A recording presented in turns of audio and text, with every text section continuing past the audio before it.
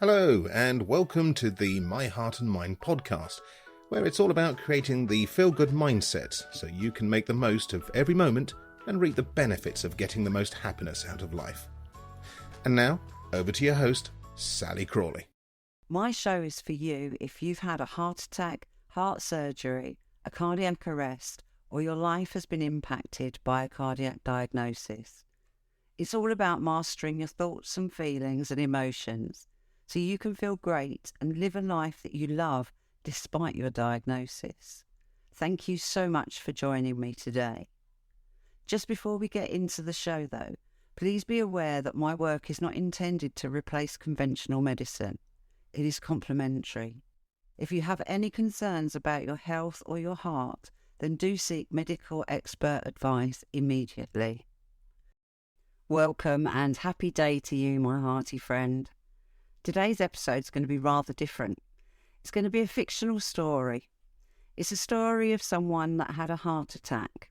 There are some elements of truth though. I'm bringing it to you today because it's the first time that I've come across a fictional story of someone having a cardiac event. So to me, it's rather novel. You'll have to just excuse my pun there. And this is the reason that I'd like to share it with you. I came across the author Aaron David in a Facebook group for Hearties when I was looking for people to proofread and give me feedback on my book. My book's called The Basics of Heart Health Management at Home. It's a how-to support yourself emotionally and practical guide for once you've been discharged from hospital. Aaron agreed. He then told me that he was a published author. This nearly gave me my second heart attack, as I was really nervous about what he might say. He was amazing and he really helped me get it just right. In the meantime, though, I thought I'd better check out his work, and found that he was actually an author of numerous books, short humorous fiction stories and poems. This was when I bought his book on short stories called Bookie My Bookface, and came across this story that I'd like to share with you.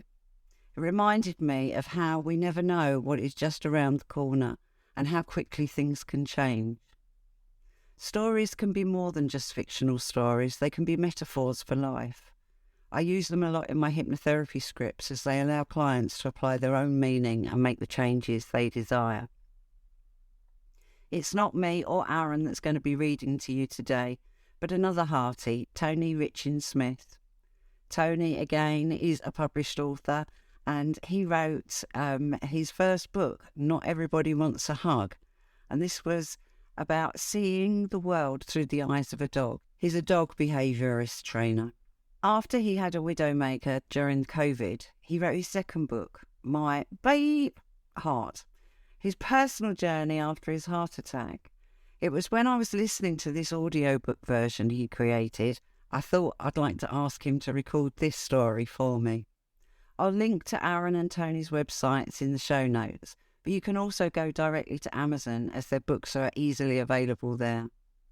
So now, without any further ado, I'll hand you over to Tony and the Egregious Fortune. Egregious Fortune by Aaron David. We've had the year from hell. Last February, our eldest son's appendix burst. Bad enough in itself, but when he went to see a GP, he was told he had gastroenteritis and to go home and take painkillers. He did as he was told for 5 days until he was doubled up in agony and shivering violently. I took him to A&E. After various tests and scans, they realised how grave the situation was, and he had emergency surgery at 10:30 p.m. The surgeon came to speak to my wife and me at around 12:30 a.m. He told us the appendix had burst, spraying half a litre of pus across his guts, and it stayed there festering for 5 days. At 21 years old, our son could have died. Thankfully, he made a full recovery, although the surgeon's stapling skills were at best rather shabby. He had to have his dressings changed daily by a nurse for 10 weeks after he left hospital. In April, my 96-year-old father died. It wasn't a surprise. He'd been very frail for a while, but it was still very upsetting. Then there was the funeral to organise and sorting out his affairs. His funeral was covered by some savings in a deposit account, but he had some outstanding debts. I hoped his life insurance would cover this, but once he died, I discovered he'd cashed that in 8 years ago. Where did the money go? I haven't a clue, but I didn't see a penny of it. He left me in a financial pickle, but we got through it somehow. For the rest of the year, we were in one hospital or another every day with my beloved father in law. An hour and a half in the afternoon, an hour and a half in the evening. Being self employed, I was able to be available, squeezing in bits of work between visits. He was very poorly with 4 cancers: lung, spine, prostate, and brain. They were all manageable, so not life threatening, but there was a complication. He kept getting pressure on his brain. The doctors didn't have a clue, saying it was encephalitis one minute and hydrocephalus the next. They were talking about putting a shunt in, literally, a plastic drain pipe in the brain, guiding excess fluid to his stomach. But Christmas suddenly appeared. On Christmas Eve, he caught pneumonia. Yes, in hospital. And they had to put a feeding tube in through his nose and down his throat. Being Christmas, all the more able staff were off, so 6 people tried to insert this tube. They eventually gave up, and he went without food, and with pneumonia for 10 days, he was given fluid intravenously. Once Christmas was over and regular staff returned, they managed to get the tube in. The day after that, they discovered he'd beaten the pneumonia. Things were finally beginning to look up. We met the doctor outside the ward before visiting, and she was very upbeat. When we sat by his bedside, he said he'd had enough and just wanted to die. Obviously, we disagreed and pointed out that things were getting better. There was light at the end of the tunnel. He was adamant. He wanted to go. While we understood how much pain and suffering he'd endured, we, selfishly I suppose, wanted him to get better. I had to go to work at that point. My wife phoned me that evening. The doctor had decided to let him go home to die where he was happiest. The following afternoon, a hospital bed and oxygen apparatus were delivered and set up in his living room, and he followed. My wife, her brother and sister spent the evening with him and all slept in the living room that night. In the morning, his 90-year-old sister visited. While she held his hand, he slipped away peacefully, in his own home and surrounded by the people he loved. He is still missed every day. He was 76 years old. The funeral was arranged for a Monday in late January. The night before the funeral, I'd just finished ironing all our clothes for the following morning. Getting ready to go to bed, I felt a pain in the middle of my chest, as if someone was kneeling on my sternum. I'd had the pain a couple of times over the previous fortnight, and it had eventually passed. This time it grew more intense. It wasn't really all that painful, somewhere between discomfort and pain. Then I started shaking and sweating. I insisted it was not worth calling a doctor, especially since we had the funeral the following morning. When my face turned grey, my wife had other thoughts. A paramedic duly arrived and performed an ECG.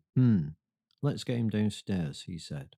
Then, ambulance, code red, into his radio. Downstairs, he performed another ECG and said, "You're having a heart attack." Having? Yes. Not had. No. The ambulance arrived and a paramedic trundled me quickly and bouncily into the waiting ambulance.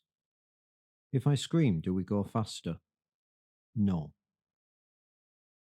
My eldest son travelled with me, my wife and 2 other kids followed in her car. We were put into a waiting room and the paramedic stayed with us. Around 2 hours after the initial call, I asked the first paramedic, "Am I still having a heart attack?" "Oh yes, it can go on for hours. As long as the muscle is treated before it dies, you'll be okay."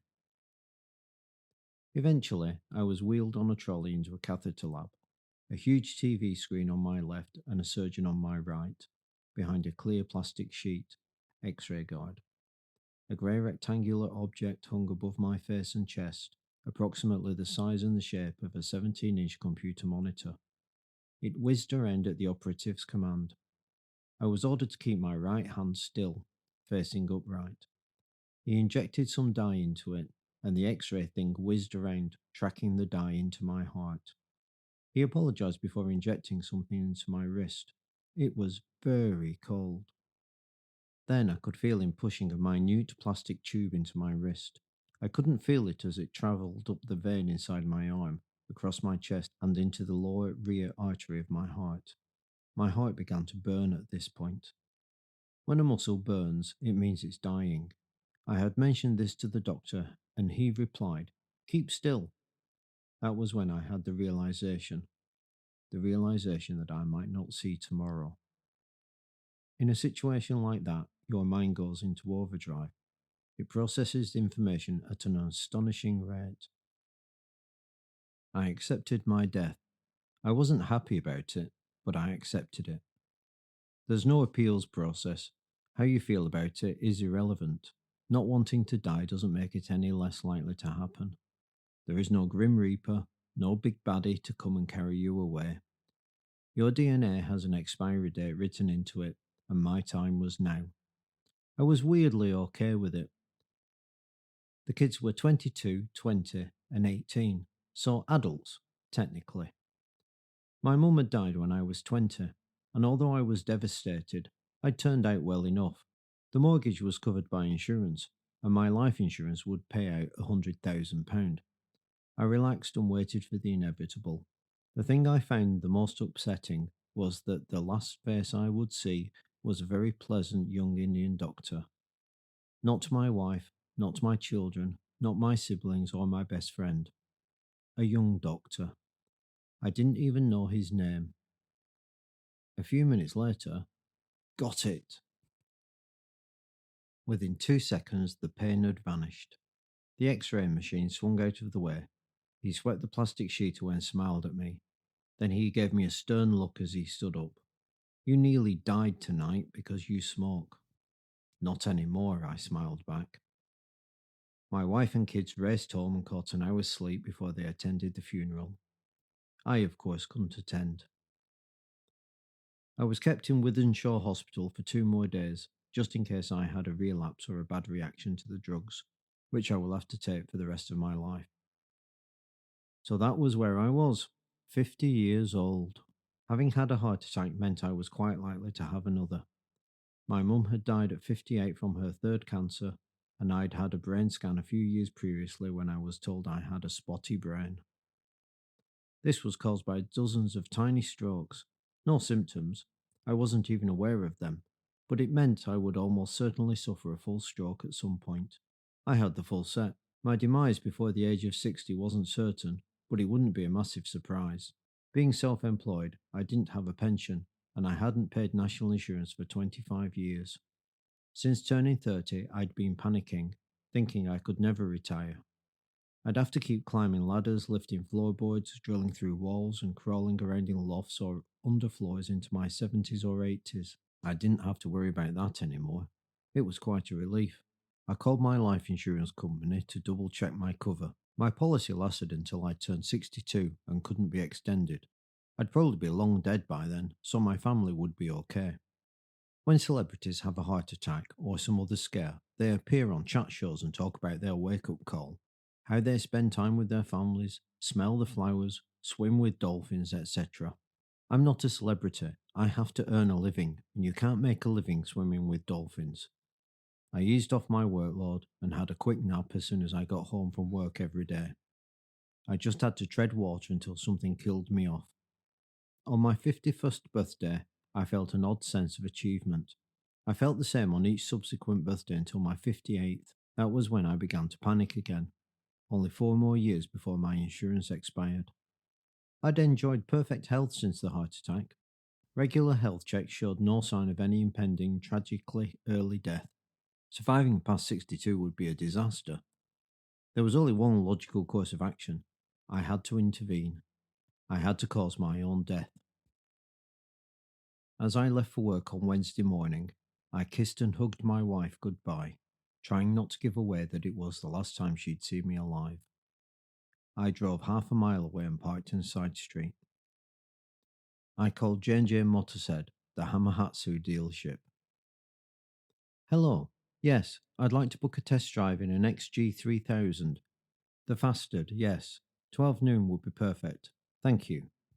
I went to the pit stop, a cafe frequented mainly by truckers and bus drivers, and ordered the Coronary Colossus, a 12-inch plate piled high with bacon, sausages, gammon, black puddings, fried bread, mushrooms, and baked beans, with 4 fried eggs draped over the top. If this was to be my last meal, I would make sure I'd die full of dead pig. It took over an hour to get through it, and I was as full as a punch bag. I parked my car at J&J Motorhead, entered the office and handed over my car keys and driving license. I signed the insurance form and was led to the car. Gleaming yellow and chrome, exhaust pipes you could fit your head in, ludicrously wide tyres. It was beautiful. I sat in the driver's seat, plugged the rectangular digital key into the recess under the steering wheel, and gently brushed the ignition touchscreen with the pad of my index finger. It sprang to life with a deafening roar. It had been nicknamed the Fastard for very good reasons.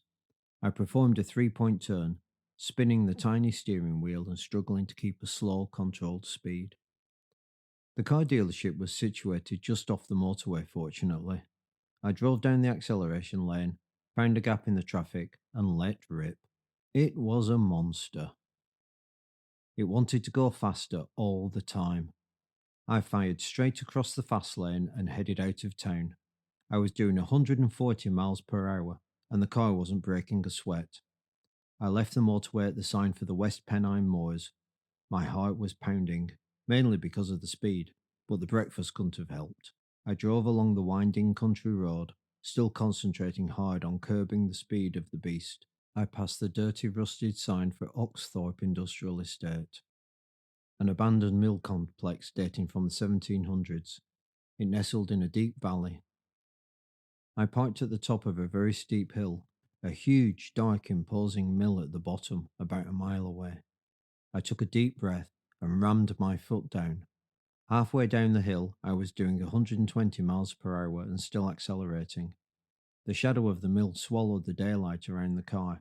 The engine growled angrily. As the red brick building filled my view, I closed my eyes. An electronic tweeting sound filled the car and it slowed down. Baffled, I stamped on the accelerator, but still it slowed. I jabbed at the brakes, but to no avail. The car was in control and obviously didn't share my death wish. The car came to a stop and an electronic voice said, "Catastrophe averted." The engine automatically shut down. I slumped forward onto the steering wheel. Bastards. Technology is wonderful when it works, but all too often it doesn't. I decided to try again. I sped back to the top of the hill and tried again with exactly the same result. Those also clever Japanese had decided not to aid in my suicide. I went for an aimless drive in the country. I hadn't formulated a plan B. I found a straight length of road with severe humps and jumped the car over them. I spent about half an hour jumping back and forth before I got bored and headed further out into the Pennines. Climbing a ridiculously steep hill, I saw a sign announcing, "Dangerous corner, slow down." Around the bend at the top, sure enough, there was a dangerous corner. Beyond it, the gradient continued upwards. If I went to the top and came back down, I could easily shoot off at the bend and drop around 100 feet. I drove to the top. Even the Fastard struggled with the climb and did a 3-point turn. Deep breath, foot down, I hurtled towards the bend. 15 feet before the edge, the brakes applied. At the bend, the steering wheel took control and guided the car around the bend. It parked the car safely, and the voice said, "Catastrophe averted." The engine shut down. This was useless. The car wasn't going to allow me to kill myself, or it. I headed back towards town in a hurry. The coronary colossus was making an escape bid. I parked on the forecourt and dashed into the office. Throwing the keys on the desk, I exclaimed, "Don't want it, sorry, I need the toilet." I dashed to the lavatory. 15 minutes later, and about a stone lighter, I emerged, picked up my keys and driving license, and explained that I really needed something with more seats. I sat in my car and breathed heavily, weighing up my options. I just have to hope nature took its course in the next 4 years. I drove around aimlessly for the afternoon, deep in thought. I looked for suitable suicide methods everywhere, but none were quite right. It had to look like a viable accident. I couldn't have anyone know it had been suicide. At around 8 o'clock, I headed home. I walked through the front door and announced I was home. No answer. There were loud voices coming from the back garden. I walked through the kitchen, and Karen and the kids were screaming joyously. As I approached the back door, Karen ran to me, hugging and kissing me. "What's going on?" "We won." "Won what?" "The lottery. You don't have to worry about retiring. Not with £34 million in the bank." "We won the 34 m..." I gasped. I had butterflies in my stomach, then a pressing feeling on my chest. Karen forced a glass of Buck's Fizz into my hand. I drank it, joining in with the laughter and rejoicing. The pressing feeling in my chest intensified. I collapsed on the lawn. Karen saw what was happening and panicked. She told the kids to call for an ambulance. About a minute later, I felt my last heartbeat. I waited for the next, but it didn't arrive. Then everything went black. Egregious Fortune was written by Aaron David and read by Tony Richard Smith. Copyright Aaron David, 2022. Thank you for listening today. It means a lot to me. I hope you got at least one takeaway from this episode. And if you're interested, you can find the show notes and any links that I've mentioned on my website. It's www.myheartandmind.co.uk/podcast. And finally, I just want to remind you, you are loved more than you will ever know. You are admired by more people than you'd ever expect. And you are worthy of joy and happiness. You've been listening to Sally Crawley and the My Heart and Mind podcast, a show for you if you've had a heart attack, cardiac event, or other life-changing experience and want to feel good. It's all about mastering your feelings and emotions so you can feel great and live the life you love. To find out more, visit www.myheartandmind.co.uk and note that that's an AND and not the ampersand character. Go be magnificent.